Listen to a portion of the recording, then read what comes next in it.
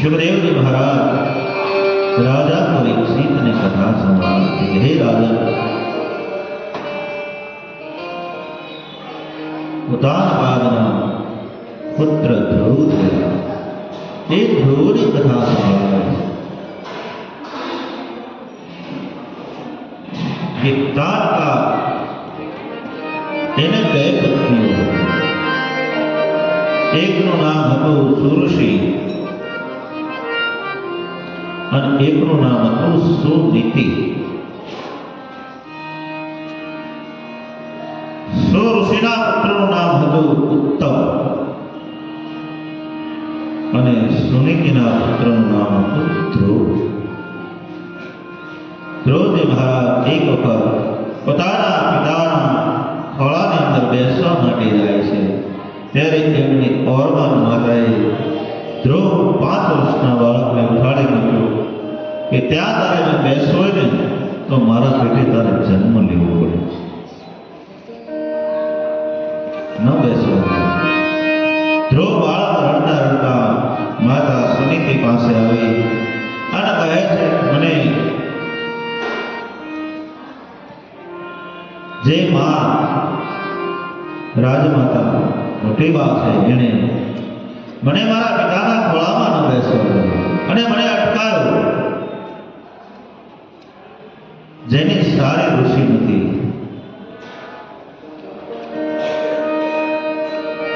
સુઋષિ છે, જો કોઈ સારું કામ થાય ન ગમે, પણ સુનીતિ હોય.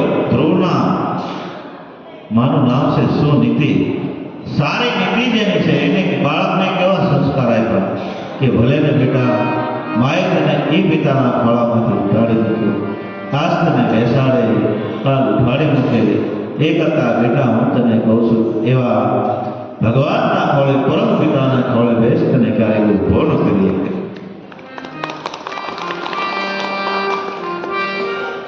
બેસવું હોય તો ક્યાં બેસ? કેવા સંસ્કાર આપ્યા. 100 આચાર્ય એક માં, 100 શિક્ષક નથી ભણાવી શકે એ બાળકને એક માં ભણાવી શકે. કહ્યું કે તો ભગવાનને ખોળે બેસ અને ધ્રુવ ભગવાનને મેળવવા માટે ભગવાનનું ભજન કરતા કરતા ઘોર જંગલની અંદર આવ્યા છે. ધ્રુવજી યમુનાના કિનારે આવી અને મધુવનની અંદર તપ કરવા લાગ્યા. અને એ વખતે એમને નારદ ઋષિ મળ્યા. નારદ ઋષિએ સુંદર મજાનો મંત્ર આપ્યો, ઓમ નમો ભગવતે વાસુદેવાય, ઓમ નમો ભગવતે વાસુદેવાય. આ મંત્રનો હે ધ્રુવ તમે જાપ કરો. ધ્રુવજી મહારાજ યમુનાના કિનારા પર ઉભા રહી, મધુવનની અંદર એક પગે ઉભા રહી અને ભગવાન ભજન કરવા લાગ્યા.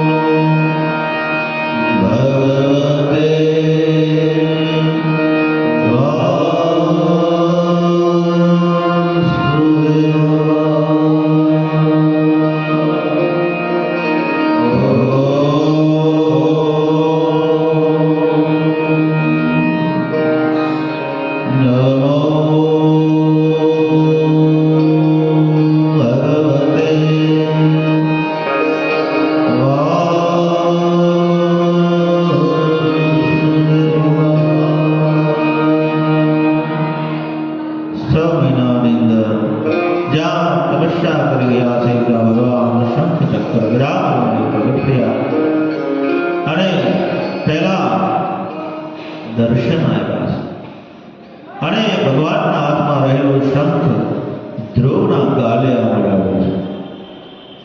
આ ધ્રુવ મહારાજના ભગવાનનું દર્શન થયું. ભગવાનનું દર્શન થયું. બાળપણમાં ભક્તિ થઈ. નાની અવસ્થામાં અને માત્ર 6 મહિનામાં ભગવાન મળ્યા. ભગવાન મળે અવશ્ય મળે આપણો વિશ્વાસ હોવો જોઈએ.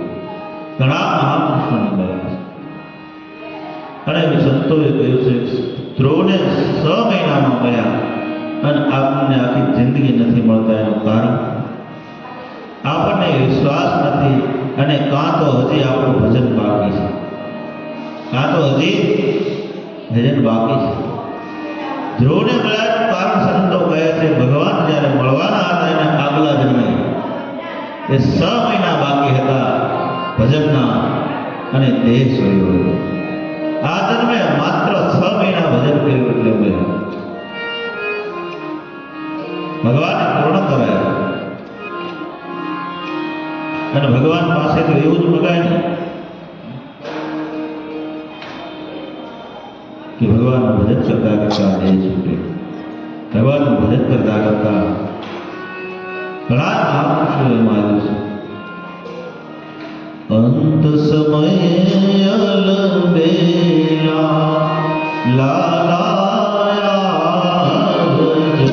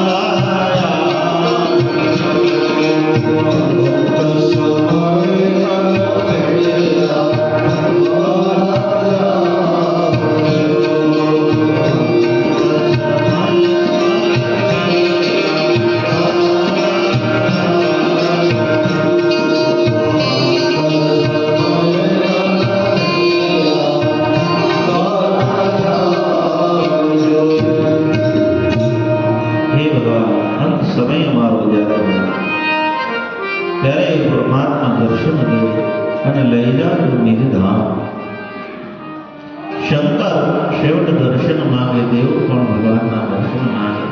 આ ભગવાનના એ નામના જપથી મંત્રના પ્રભાવથી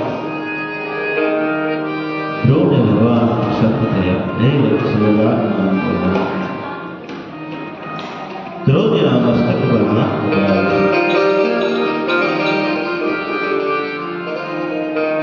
ધ્રુવના મસ્તક પર હાથ લગાવ્યો. ભગવાન કહે છે, હે ધ્રુવ, હું તને અભય વરદાન આપું છું કે જ્યારે તને ઈચ્છા થાય ત્યારે તું મારા ધામ તરફ ગતિ કરજે.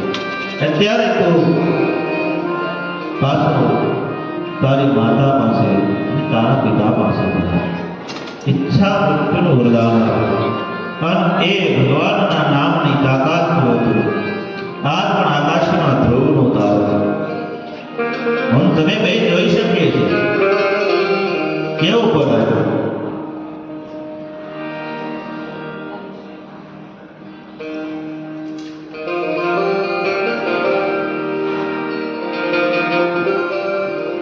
ધ્રુવ મહારાજ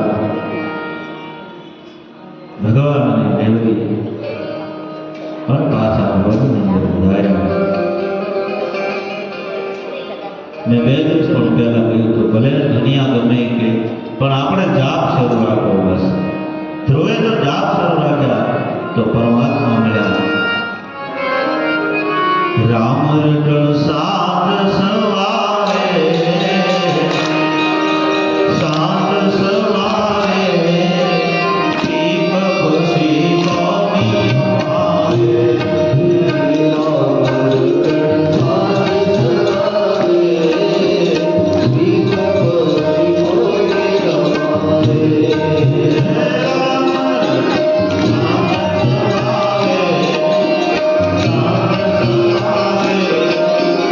Deep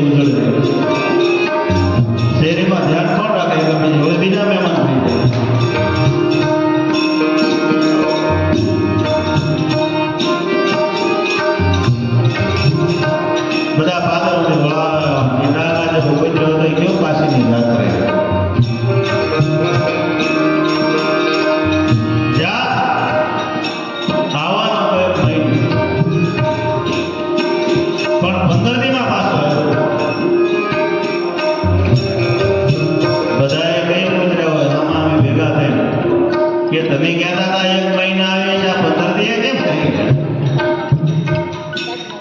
કાશી નથી ગયા? એ કે ના ના, કાશી ગયો, દર્શન કર્યા કાશી વિશ્વનાથના, ગંગામાં નાહ્યો. તો કેમ 15 દિવસમાં?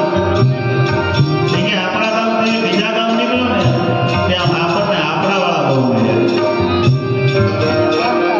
એટલા બધા પાછળ દોડે કે મારી જે ઝડપ હતી ને એ ત્રણે ઘણી વધી ગઈ. વળી બીજે ગામ જાવ, વળી બધા આપણાવાળા સ્વાગત કરે. જે દિવસે ભગવાન હતો એના અડધા સમયમાં ભગ્યો, જ્યાં ગયા એને આપણા ભૂલી ગયા. એટલે તમારા વડે જાત્રામાં એક બહુ વાર છે. અતારજીની જાત્રા ઉભળે આપણા વાળા જ બહુ મળ્યા. 3 ગણી ગણદેવ ભાગ્યો. એમાં ભગવાન હતો 15 દિવસે, એ 15 દિના 1 મહિને પાછો આવવાનો હતો. એના ગણદેવ 15 દિવસે પાછો પગી ગયો. સંતો કહે છે કે જ્યારે વિરોધ વધે ને ત્યારે તમારા ભજનની ઝડપ વધારી દે. જે તમે 5 વર્ષે ભોગવાના હોય ને એ 2 વર્ષમાં ભગવાન સુધી પહોંચી જાય. વિરોધ વધે ત્યારે ઝડપ વધારવાની છે ભગવાનના ભજનની. એક માળા કરતા તો નિયમ લેવાનો હવે 5 કરવી ભલે ઈચ્છા આવે. દુનિયા ગોરખ કેવા ભાવે એમ બોલે, દુનિયા ગોરખ કેવા ભાવે એમ બોલે, દુનિયા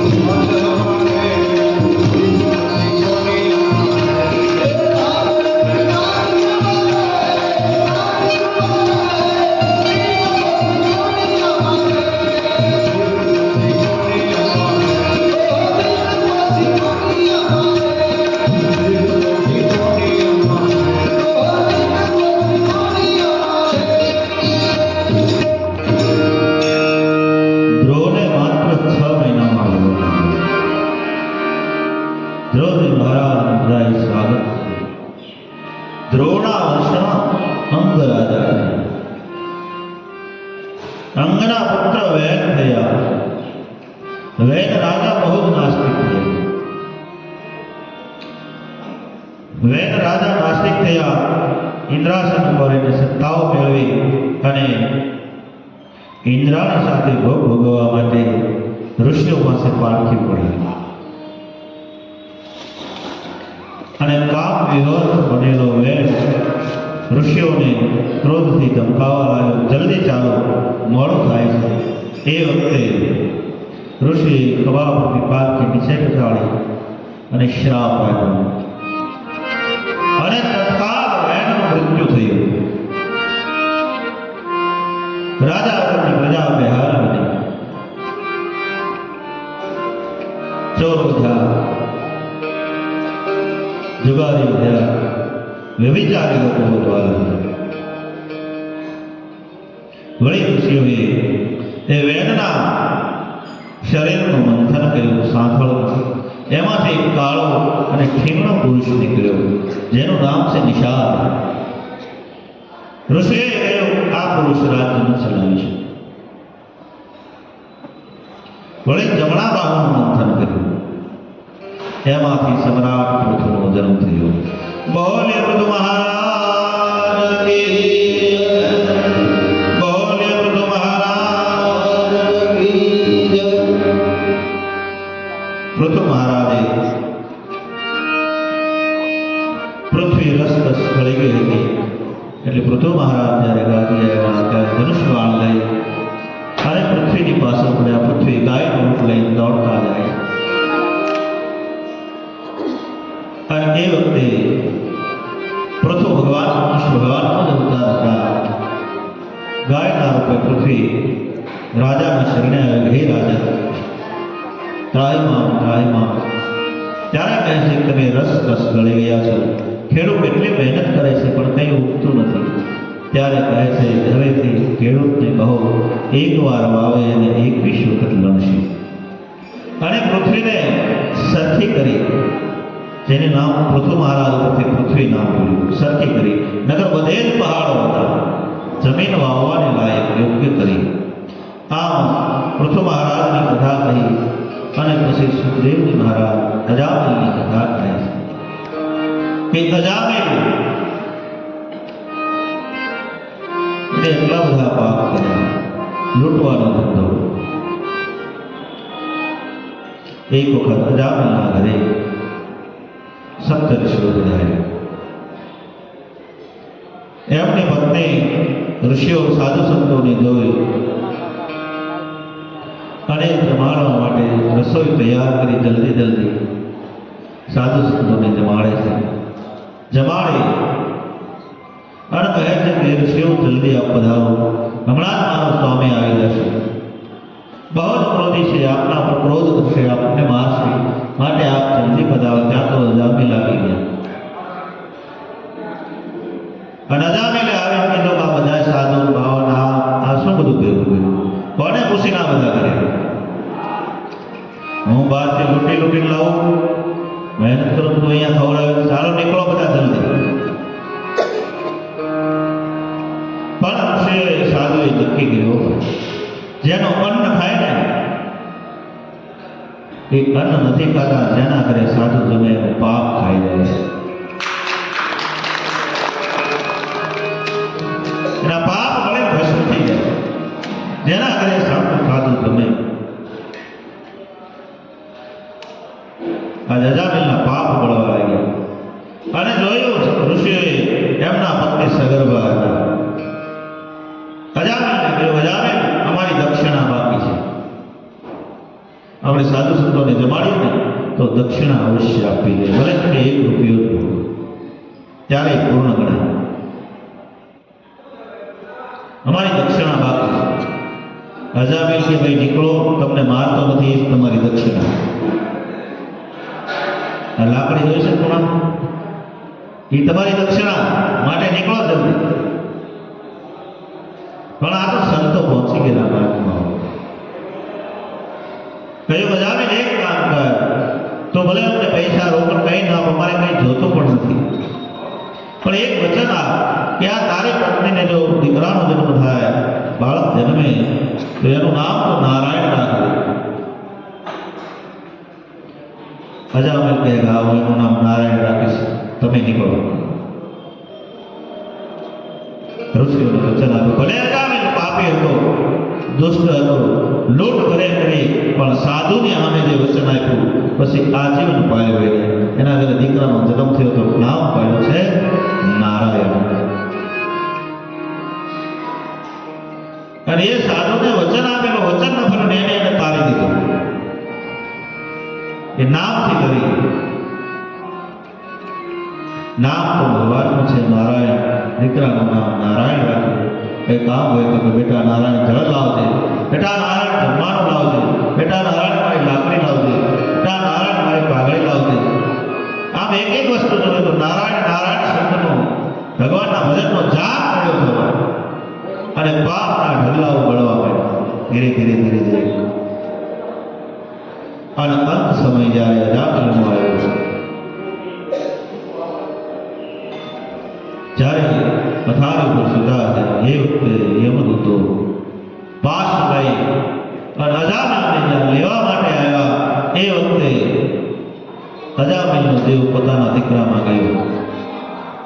આપણે કહીને નામ પાડવું એ કળા છે, આપણે આગળ આવશે એટલે આપણે એવા નામ પાડતા જાદવ, દર્શન, દામોદર, વિઠ્ઠલ, માધવ. કે અંત સમયે જો છોકરામાં જીવ જાય અને એ બાને નામ લેવાય તોય માણસ વૈકુંઠ થઈ જાય. આજ નારાયણ શબ્દ નામ ઉગાયો અને જ્યાં યમદૂતો લેવા માટે આવ્યા ત્યાં તો અજામિલ બોલો, બેટા ધોળજે નારાયણ નારાયણ નારાયણ નારાયણ. વૈકુંઠમાં શબ્દ સંભળાવો. આજ ભગવાને પોતાના પાર્ષદોને મોકલ્યા, જા યમદૂતોને સાળી નાખો. ભગવાનના પાર્ષદો આવી યમદૂતોને સાળી મોકલ્યા અને અજામિલને લઈ ભગવાનના પાર્ષદો વૈકુંઠ વધાર્યા. આવો નામનો પ્રતાપ છે એ રાજા. ભગવાનના નામમાં બહુ શક્તિ રહેલી છે. અદભુત.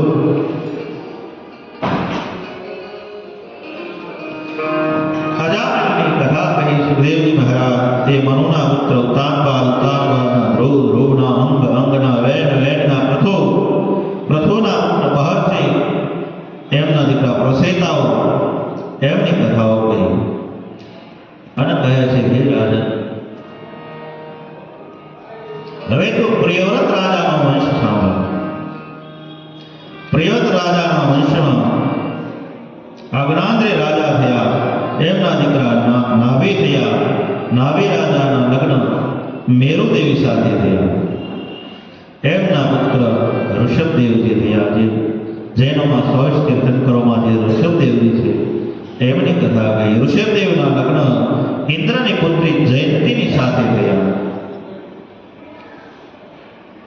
અને ત્યાર પછી ભરતની કથા કહી, જેના ઉપરથી ભારત નામ પડ્યું. અને ભરત ચોથી અવસ્થા આવતા પોતાના પુત્રને ગાદી સુપ્રત કરી ગંડકી નદીના કિનારા પર તપ કરવા માટે ગયા. જે નેપાળની યાત્રાએ ગયા હોય એને ખબર હોય ત્યાં ગંડકી નદી વહે છે, જ્યાં ચાલીગ્રામ આજ પણ એ નદીમાં. બે નદીઓ એવી છે. ગંડકી નદીની અંદર શાલિગ્રામ,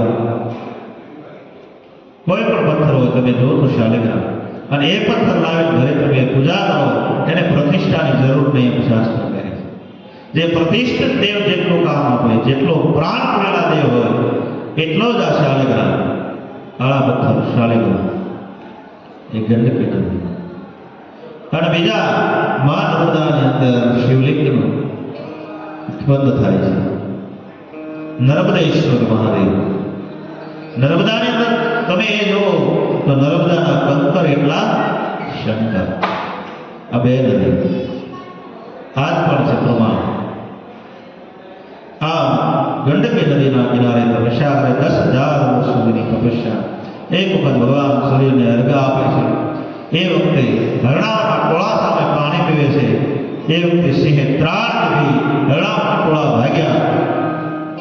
એમાં એક ગર્ભેર હરણી હતી, એને છલાંગ મારી સામે કાંઠે ગયા. હરણીનું મૃત્યુ થયું, હરણાના બચ્ચાનો જન્મ થયો, હરણીનું મૃત્યુ થયું. પણ આ તપસ્યા કરતા ભરતનું ધ્યાન ગયું. બચ્ચો પાણીમાં તણાવવા લાગ્યો. દયા દોડી બચ્ચાને કાઢી એ ગંડકી નદીના જળમાં સ્નાન કરાવી અને આશ્રમમાં લઈને આવ્યા. તપસ્યા કરનાર બસાવે હરણના બચ્ચાને એ બરાબર હતું, પણ એને મોહ જે થયો, બંધન જે થયું, એ ભજન કરનારને જો બંધન થાય તો વળી પાછું બીજી યોનિમાં ભટકવું પડે. સંસારમાં સરસો રહે અનમનમાની પાસ, સંસારમાં સરસો રહે અનમનમાની પાસ, એને તું જાણ દે મારો દાસ. ભલે ને સંસારમાં પણ અતિ મોહ, અતિ આસક્તિ. દીકરો હોય ક્યારેક બાપના રૂપમાં આવે, બાપ હોય ક્યારેક દીકરાના રૂપમાં આવે, પત્ની માના રૂપમાં આવે, મા પત્નીના રૂપમાં આવે. આવા ઘણા જ દાખલાઓ આપણા ધર્મગ્રંથમાં છે કે જેમાં જીવ વળગે ને ત્યાં જન્મ થાય છે. સંત તરીકે એ હરણના બચ્ચાને બચાવ્યો ત્યાં સુધી બરાબર, પણ જ્યારે મોહ પ્રગટ થયો, એના પર પ્રેમ પ્રગટ થયો, લાવી ગળામાં ઘૂઘરી બાંધી આમ તેમ નાચે, દૂધ પીવડાવે, નાનું કોણું ઘાસ લાવી ખવડાવે. હવે ભજન મળ્યું ઓછું થવાનું. ભજન કેટલું? કારણ કે તમને બીજામાં મોહ જાગે ને એટલે ભજન પડે કેટલું.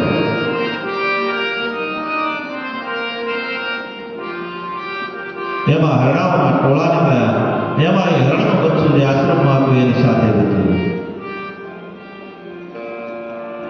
સમય જતા ભરતને હરણના બચ્ચાનું ચિંતન શરૂ થયું.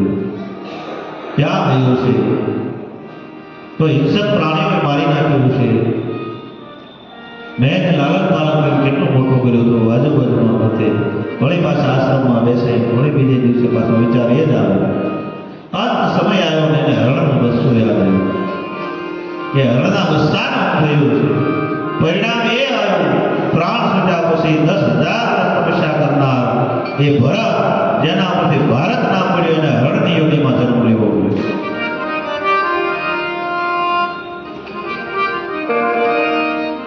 હરણની યોનિમાં પણ આગલા જન્મનું તપ હતું, ભજન હતું, એટલે પશુની યોનિમાં પણ એને ખ્યાલ આવ્યો કે હું મોહ થયો, મને બંધન થયું, એટલે મારે પશુ યોનિમાં જન્મ મળ્યો. અને હરણની યોનિમાં, પશુની યોનિમાં રહી પણ એને ભજન કર્યું. ગંડકી નદીનું પાણી પીવે, કિનારાઓના ઘાસ ખાય. સમય જતા એ હરણની યોનિમાં ભગવાનનું ભજન કરતા કરતા તે છૂટ્યો. બીજો જન્મ બ્રાહ્મણને ત્યાં થયો અને એને નક્કી કર્યું, એક વખત મોહ કર્યો તો વળી પાછળ મારે પશુ યોનિમાં જવું પડ્યું. આ જન્મે કોઈની સાથે બોલવું નથી. નામ પડ્યું જળ ભરત. જળ જેવો છે, કઈ બોલે નહીં. ભાઈઓ વાડીએ મોકલે, જા પંખીઓને ઉડાડજે, વાડીએ સુઈ જાય. राम की चिड़िया राम का है, चिड़िया खाओ भर भर के पेट. एक आने पे केरो कर दे तो खोली ना करे, બધું આવડું કામ કરે. જળ દેવો નામ, જળ ભરત નામ પડ્યું. અને ઘરેથી જળ ભરત નીકળી ગયા. રસ્તાની અંદર જઈને પાછા કરી દીધું.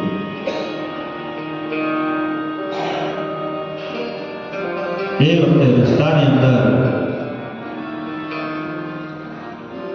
ભીલ લોકો એને મળ્યા. માનવ બલિ આજ પણ છે ને, ઘણા પશુ બલિ કરે. અંધશ્રદ્ધામાંથી થોડુંક બહાર આવવું જોઈએ. ભગવાન કોઈ દેવી શક્તિ કોણ એવું માગે છે? કોઈ નથી માગતું. પણ માનવ બલિ ચડાવવા માટે કયો રાજાએ ભીલ રાજાએ કોઈ 32 લક્ષનો પુરુષ ગોત્યો. દોડતા દોડતા ભીલડાઓ બધા આવ્યા. ત્યાં તો જળભરતજી જંગલમાં ચાલ્યા જાય, ભગવાનનું ભજન શરૂ. એમને જો હૃષ્ટપુષ્ટ જો થયું, દેવી રાજી થઈ જશે, ચાલો એને લઈને જઈએ. જ્યાં લઈને આવ્યા, દેવીની સામે જળભરતને બેસાડ્યા અને બલિ ચડાવવા માટે અબીલ ને ગુલાલ ને કંકુ એના પર બધું ચડાવવા લાગ્યા. અને ત્યાં ભીલ રાજા જળભરતની બલિ ચડાવવા રાજા સાક્ષાત જગદંબા પ્રગટ થયા. તમે ભગવાનનો અપરાધ કરો ને તો ભગવાન સહન કરે, પણ ભગવાનના ભક્તનો તમે અપરાધ કરો તો તમને કોઈ ન કસાય. આમ જે મારવા ગયા હતા સાક્ષાત જગદંબા પ્રગટ થયા અને ભીલના હાથમાંથી તલવારને એનું જ માથું ઉડી ગયું.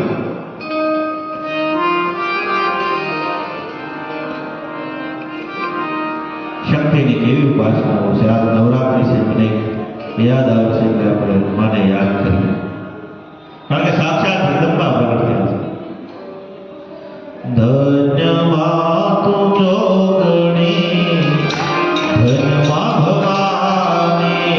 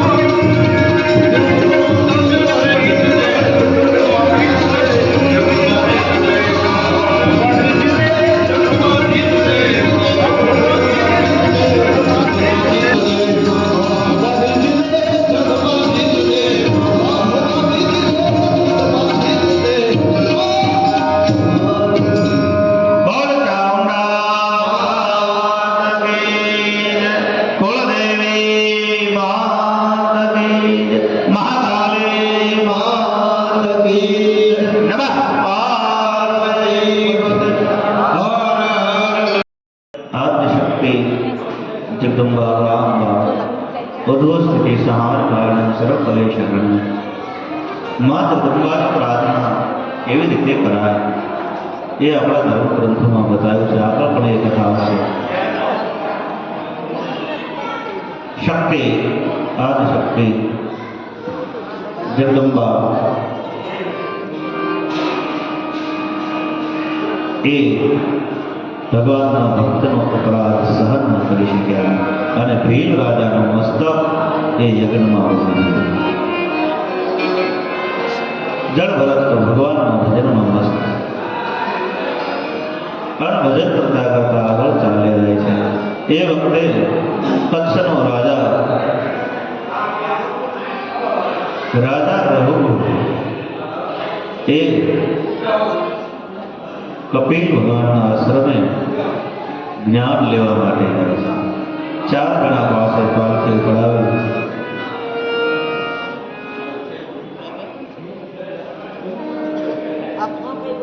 અને એ વખતે 4 જણા જે પાલખી પાડનારા અને રાજા રઘુકુળ જે પાલખીમાં એમાં એક બીમાર પડ્યો.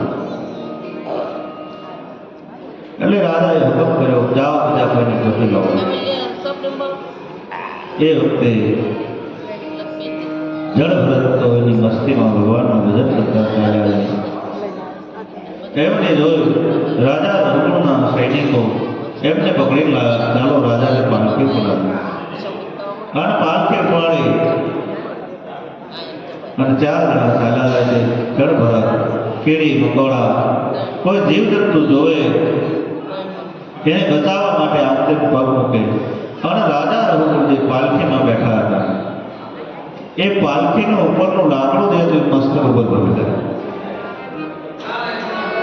1 વખત 2 વખત પણ રાજા રઘુકુળને કહ્યું કે કેમ તમે સરકાર ચાલતા, તમને ખબર નથી પડતી હું અંદર બેઠો છું? ક્રોધ થયો. ત્યારે બીજા જે પાલખી પાડવાવાળા હતા એને કીધું અમે તો સરકાર ચાલીએ છીએ પણ આ જે નવો આવ્યો ને એ સરખો નથી ચાલ્યો. ત્યારે રાજા રઘુકુળ કહે છે કે તને ખબર નથી હું રાજા છું, હું તને દંડ આપીશ. શું તને પાલખીમાં હું બેઠો છું મારો ભાર નથી લાગતો?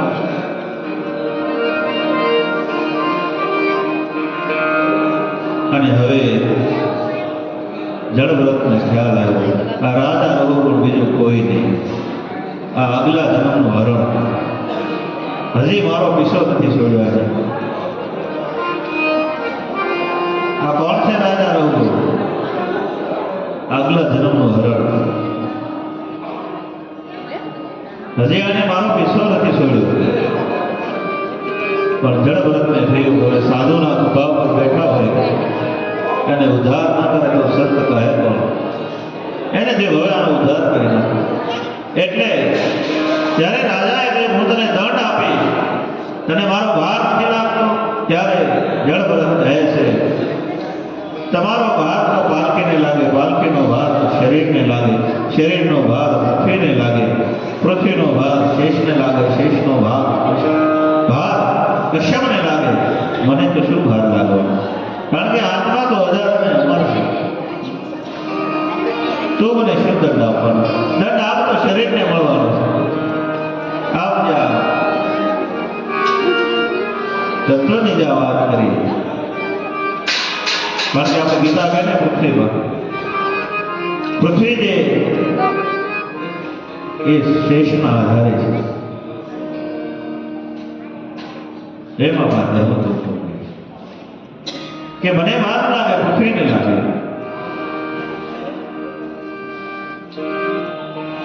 અને આત્મા કવચને અમર છે, એને કઈ અગ્નિ બાળી શકે નહીં, પવન સૂકવી શકે નહીં, પાણી ભીજી શકે નહીં. તું મને શું દંડ આપવાનો? હે રાજા આપ જ્યાં વાત કરી ત્યાં તો પાલખીમાંથી નીચે કૂદી પડ્યા અને શરણે પડ્યા. કોણ? આપ તો કપિલ ભગવાનનો નથી. સુંદર મજાનો ઉપદેશ છે. રાજા રઘુકુળના ઘરે સંતાનમાં બહુ જ કથા વિસ્તારથી 14 શ્લોકની અંદર રાજા રઘુકુળને એક તત્વજ્ઞાન જ્ઞાનનો ઉપદેશ કરી જળભરતને આપણા જાણતા થયા. સુખદેવજી મહારાજ કથા કરે છે હે રાજન જળવર્ગની કથા કહી ત્યાર પછી સમુદ્ર મંથનની કથા કહે છે. એ કથાને આપણે 2 મિનિટ વિરામ આપીએ. બોલે કૃષ્ણ કનૈયા કી જય.